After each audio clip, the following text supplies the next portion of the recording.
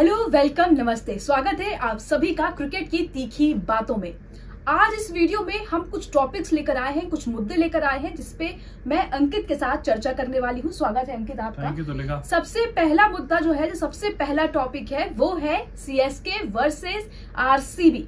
कुछ ही समय में ये मुकाबला सैटरडे में होने वाला है और ऐसा माना जा रहा है कि ये मुकाबला एक नॉकआउट मुकाबला है, क्योंकि जो भी टीम ये मैच हारेगी उसके चांसेस बन जाएंगे कि वो प्लेऑफ से बाहर हो जाएंगे। लेकिन इस बीच एक और खबर ये आ रही है कि उस दिन बारिश हो सकती है। अगर बारिश होगी तो सीएसके ऑटोमेटिकली क्वालिफाई कर जाएगी 1 पॉइंट लेकर। ऐसे में क्या लगता है आरसीबी के लिए कि क्या ये सही होगा? क्या आरसीबी डिजर्व करती है प्लेऑफ में जाना? देखिए, मेरी अगर आप पूछेंगे, मैं ऐसे तो दोनों ही टीमों का फैन नहीं हूँ और टू बी वेरी ऑनेस्ट, लेकिन मुझे ऐसा लगता है कि जैसे तुलिका ने सवाल पूछा कि क्या डिजर्व करती है, मेरे हिसाब से सीएसके ज्यादा डिजर्विंग है टॉप 4 में जाने के लिए। उसका रीजन बहुत सिंपल है कि उन्होंने शुरुआत के भी मैचेस जीते हैं। आरसीबी ने शुरुआत में बिल्कुल ऐसा लगा कि गिव अप कर दिया और उसके बाद आखिर के बैक टू बैक 5 मैचेस उन्होंने जीते, मोमेंटम उनके पास है। बट ओवरऑल तुलिका अगर मैं कहूँ, जिस तरह से अगर आप किसी का ग्राफ देखते ना, तो मेरे को वैसी जर्नी या वैसी चीजें ज्यादा पसंद आती है जहाँ पे प्लस भी हो माइनस भी हो, मतलब अप्स एंड डाउन चलते रहे साथ साथ। वैसा ना हो कि बिल्कुल डाउन डाउन और फिर अप आ गए।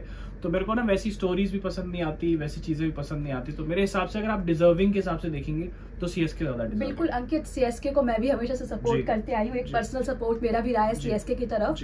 लेकिन आरसीबी ने भी पिछले कुछ मैचेस में बहुत अच्छा परफॉर्म किया है। और आप जिस तरह से बात कर रहे थे कि आपको ग्राफ ऐसा पसंद नहीं आता कि नीचे और ऊपर, हमने 2-3 आईपीएल पहले भी देखा था कि मुंबई इंडियंस के साथ भी ऐसा हुआ था। स्टार्टिंग के 7 मैच हार गई और फिर वो क्वालिफाई कर गए।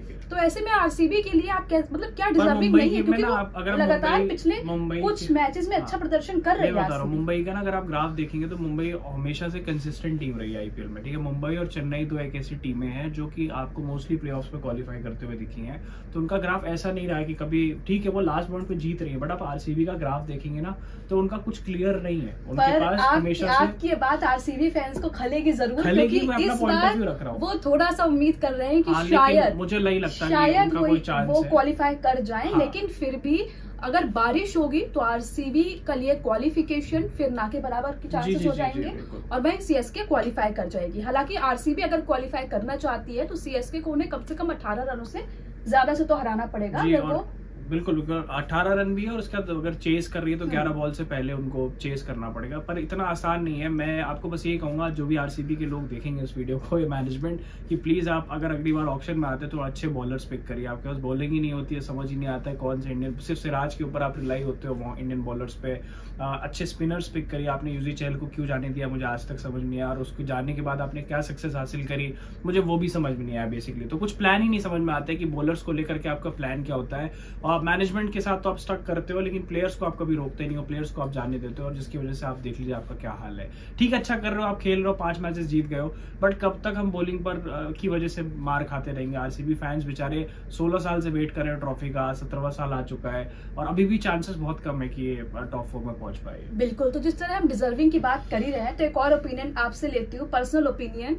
आरआर या केकेआर, दोनों में से फाइनल में पहुंचने के लिए कौन डिजर्व? देखिए, केकेआर मेरी फेवरेट है और मुझे ऐसा लगता है कि केकेआर ने, इवन आरआर ने अच्छी क्रिकेट खेली है, बट अगर आप ओवरऑल ग्राफ देखेंगे ना, थोड़ा सा मैं अपर एज दूंगा केकेआर को यहाँ पे। मुझे लगता है कि केकेआर पहली ऐसी टीम बन जाएगी जो कि ऑलरेडी क्वालिफाई कर चुकी है, बट फर्स्ट फाइनलिस्ट जो क्वालिफायर 1 होगा उसमें डेफिनेटली केकेआर मुझे लगती है तो सी थ्रू करेगी, पहुंच जाएगी आराम से। आप केकेआर की बात कर रहे हैं, लेकिन हमने देखा है कि जो केकेआर के लिए सबसे ज्यादा रन बनाने वाले बल्लेबाज थे, केकेआर पूरी तरह से कहीं ना कहीं फिल सॉल्ट पर डिपेंड कर रही थी। अब तो वो जा चुके हैं, तो अब क्या देखते हैं सिनेरियो आपके? क्या देखिए, मैं समझ रहा हूँ ये थोड़ा सा डेंट तो है, जैसे हम कल बात भी कर रहे थे कि ओवरसीज प्लेयर्स को जाना नहीं चाहिए, उनको पूरा रहना चाहिए और उनके कॉन्ट्रैक्ट में फ्रेंचाइज ओनर्स को लिखवा के रखना चाहिए कि जब बीसीसीआई इतना रेवेन्यू दे रही है आपके क्रिकेट बोर्ड्स को, चाहे वो ईसीबी को दे रही है, क्रिकेट ऑस्ट्रेलिया को दे रही है, सबको देती है, हेफ्टी अमाउंट देती है, तो उनके प्लेयर्स को भी ना पूरा खेलना चाहिए टूर्नामेंट। और वो जो सीरीज खेलने चले गए वो ये सीरीज वहां पर रखी नहीं आनी चाहिए। तो इसकी प्लानिंग मुझे लगता है बीसीसीआई फ्रेंचाइज ओनर्स के साथ बैठ के करनी चाहिए। Definitely impact to an extent पड़ेगा, बट मेरे को ऐसा लगता है ना तुलिका जो बेटर टीम्स होती है, जो बढ़िया टीम होती है ना, वो कभी भी एक मैन शो पर नहीं रिलाई करती। जैसे सुनील नारायण को आप देखें तो Sunil Narayan initially as a bowler आए थे, फिर उनको पावर हिटर के रूप में ऊपर प्रोजेक्ट करना शुरू कर दिया और उन्होंने डिलीवर करके दिया। आंद्रे रसल की भी फॉर्म बहुत अच्छी नहीं रही है पिछले कुछ सालों से, लेकिन केकेआर ने ना उनके साथ परसिस्ट किया। उसका रीजन बहुत सिंपल है कि जब प्लेऑफ्स आएगा, जब बड़ा मुकाबला आएगा, तो कहीं ना कहीं उनको उम्मीद है आंद्रे रसल से कि वहां पर वो ब्रेक थ्रू दिला सकते हैं बेसिकली कोलकाता नाइट राइडर्स को। श्रेयस अय्यर की तरफ से भी कोई बड़ी नॉक नहीं आई है, बट एज अ कैप्टन उन्होंने अच्छा किया है। ठीक है, आपको बाहर गौतम गंभीर और चंद्रकांत पंडित दिख रहे हैं, पर श्रेयस अय्यर का भी इसमें रोल है और मुझे लगता है अय्यर के बल्ले से भी रन आने भी बाकी है, तो हम थोड़ा सा डिस्कार्ड नहीं कर सकते। केकेआर के फैन है, इसलिए मेरा आपसे एक सवाल है, फिल सॉल्ट की जगह आप किसे देख रहे हैं प्लेइंग 11 में? देखिए, ओवरसीज प्लेयर को रिप्लेस तो कोई ओवरसीज प्लेयर ही करेगा। एग्जैक्टली वो तो टीम मैनेजमेंट डिसाइड करेगी किसको उसको वहां पर खिलाना है, लेकिन मेरे को ऐसा लगता है कि बहुत ज्यादा इंपैक्ट नहीं पड़ने वाला है। केकेआर को सी थ्रू कर जाएगी आराम से केकेआर। बिल्कुल, चलिए ठीक है। इसी के साथ एक और टॉपिक है, एक और मुद्दा है जिसे हम लेकर आज आपके यहाँ सामने आए हैं। कल भी हम इसी बारे में बात कर रहे थे, कोचेस के बारे में। आज भी कुछ नए कोचेस का ऐसे नाम सामने आए हैं जिसे बीसीसीआई देख सकती है, चाहे वो रिकी पॉन्टिंग हो, माफ कीजिएगा, चाहे वो स्टीफन फ्लेमिंग हो। आपको क्या लगता है इस समय जो अब सिनेरियो बन रहा है, जो नाम सामने आ रहे हैं, कौन आपको प्रमुख दावेदार दिख रहा है कोच पद का? देखिए, मुझे ऐसा लगता है, जैसे मैंने कल अपने पॉइंट पे मैं स्टिक रहूंगा, जो हमने बात करी थी कि फॉरेन कोच क्यों होना चाहिए, क्योंकि राहुल द्रविड़ ने बतौर कोच भारत की सीनियर नेशनल टीम के लिए अभी तक कुछ जीता नहीं है। और जब तक आप जीतते नहीं हो ना, ये मैटर नहीं करता हार्ट्स जीतना तो चलो वर्ल्ड कप में भी हार्ट जीत गया, बट जो आप ब्रेक थ्रू होता है, जो हार्ट ब्रेक होता है ना, वो जो है ना बहुत कम लोग समझ सकते हैं। जो ट्रू क्रिकेट फैन है वो समझ पाएंगे, जो इस वीडियो को देख रहे हैं, या जितने लोग हमारे ऑफिस में काम करते हैं, जो ट्रू क्रिकेट फैन है।